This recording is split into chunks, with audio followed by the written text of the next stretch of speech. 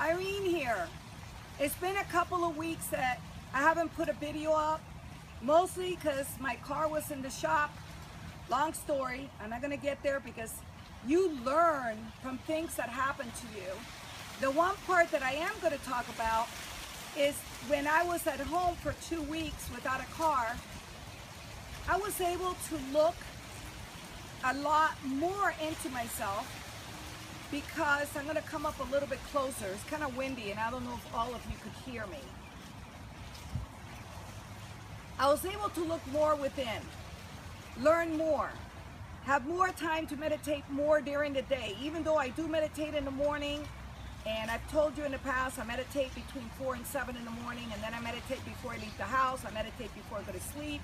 But being home allowed me to even meditate more than that, and between doing several things that I'm co-creating. So what I learned by being home was that I was very routine oriented. And when you have so many responsibilities, so many things that you need to do, and you really make it so routine, and I've talked about goals before. Yes, you could have goals. However, it shouldn't be the means to all ends. In other words, flow with it, flow with it. I always thought that I was really flowing. And I realized that by being so very, very methodical and very routine, I was actually constricting myself. I felt more freedom.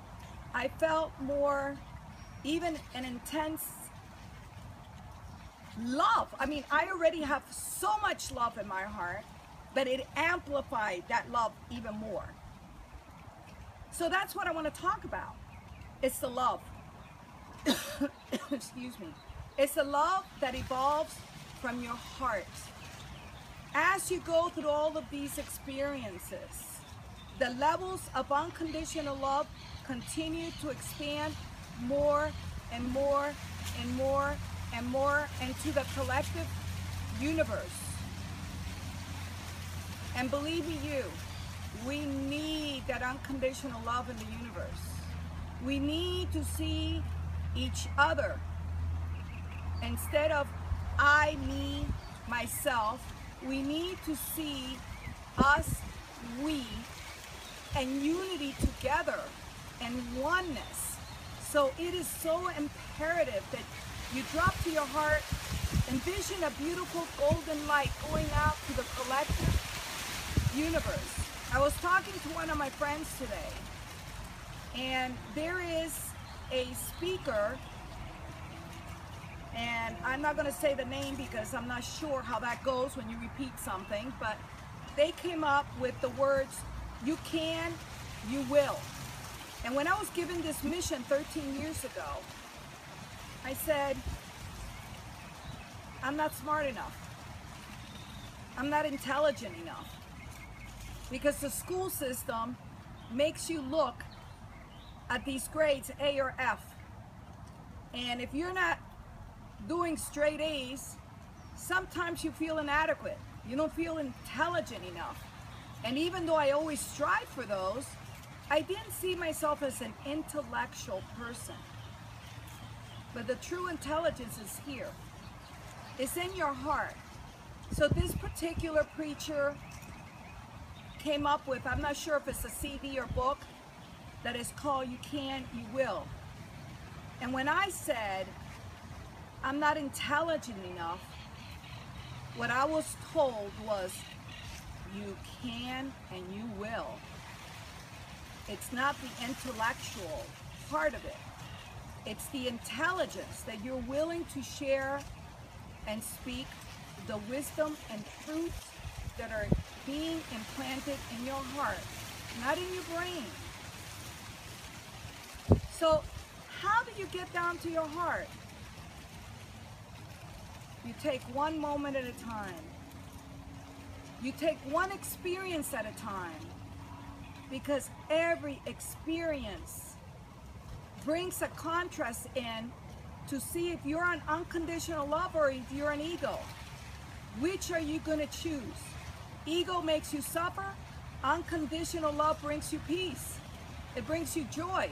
It brings you happiness. It brings you abundance. It brings you friends. It brings you spiritual friends. It ties you to your family like you've never been tied before. Because now you're not expecting anything. Expectation belongs to ego. Unconditional love belongs to divinity with wisdom and treasures and gifts. So bring yourself down to your heart.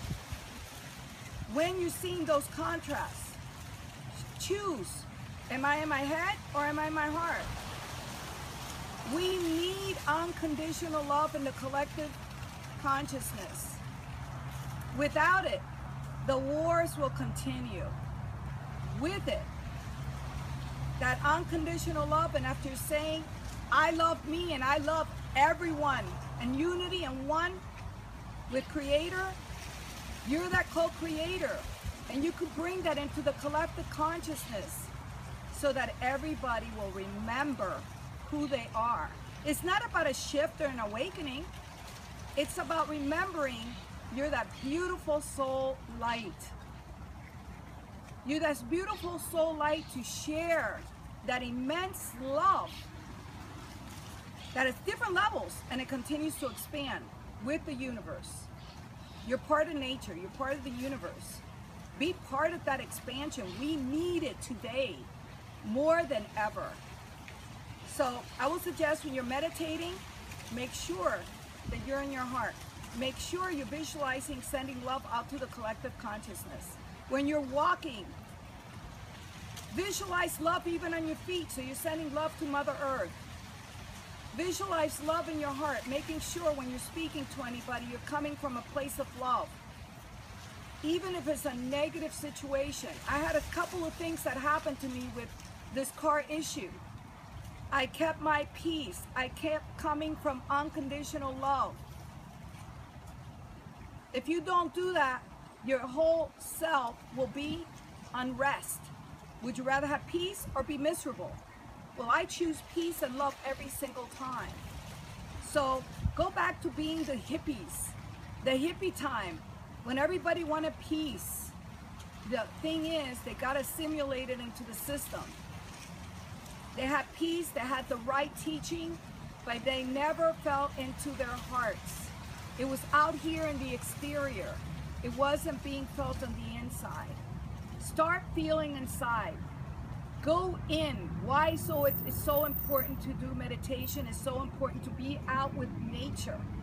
Stay inside your world, which is intelligence, not out here, which is intellectual, which will only grab things that you want. So be that love today. Shine that light to everybody you meet. And as I always say, we share that love and light.